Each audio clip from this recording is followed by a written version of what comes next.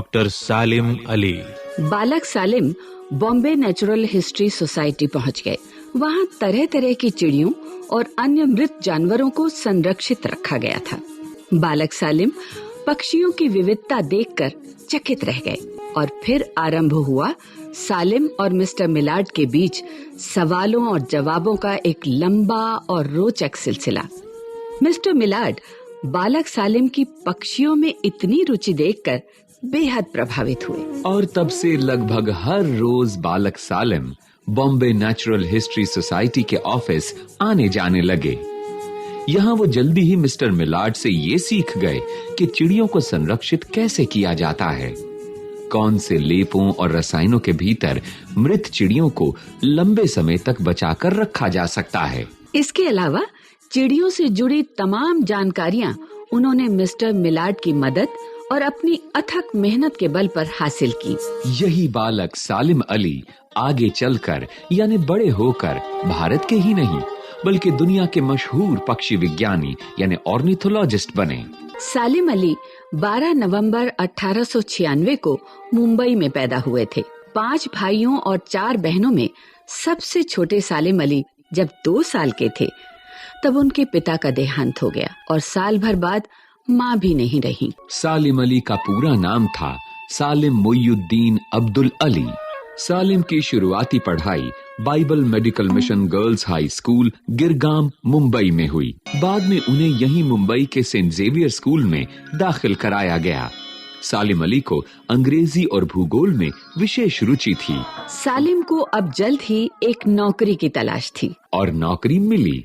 हाँ, नौकरी मिली और बिल्कुल वैसी ही जैसी उन्होंने चाही थी। ये नौकरी उसी बॉम्बे नेचुरल हिस्ट्री सोसाइटी के म्यूजियम में मिली जहाँ मिस्टर मिलार्ड ने सालिम अली को चिड़ियों के बारे में बहुत कुछ बताया था। इसी म्यूजियम में सालिम अली एक गाइड के रूप में काम करने लगे। इसी बीच सालिम अली को एक सुनहरा मौका मिला। वो 1 साल की ट्रेनिंग के लिए जर्मनी चले गए। वहाँ उन्होंने मृत चिड़ियों को संग्रहालय में सुरक्षित रखने की आधुनिक तकनीक सीखी। अब सालिम अली मुंबई के एक मोहल्ले माहिम के एक छोटे से मकान में रहने आ गए।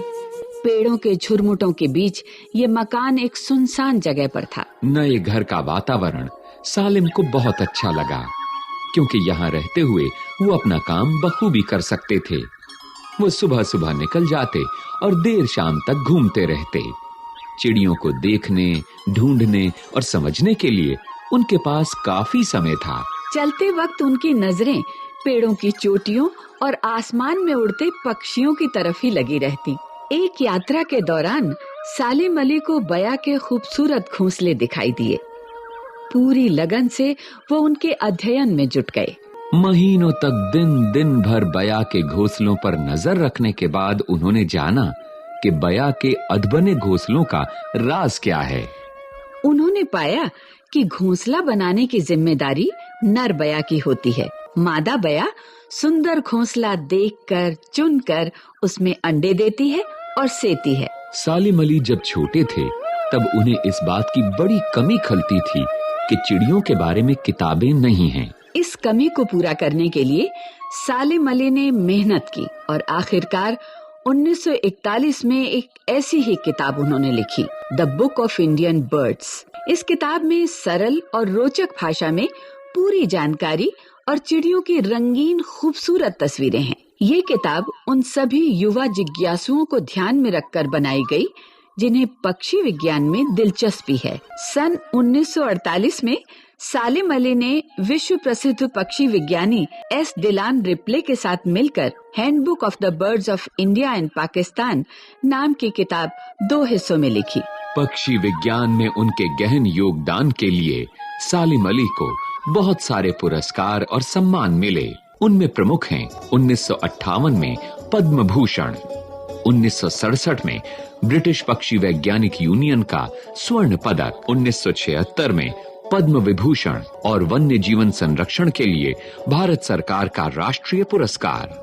अनेक विश्वविद्यालयों ने उन्हें डॉक्टरेट की मानद उपाधि से सम्मानित किया। 20 जून 1987 को 91 साल की उम्र में डॉक्टर सालिम अली ने इस संसार को अलविदा कहा। 1985 में यानी अपनी मृत्यु के 2 साल पहले उन्होंने अपनी आत्मकथा लिखी, the fall of A sparrow. ये आत्मकथा उनके जीवन के अनेक तथ्यों पर रोशनी डालती है। चिड़ियों के बारे में जानने की लगन ने डॉक्टर सालिम अली को कभी भी टिक कर बैठने नहीं दिया।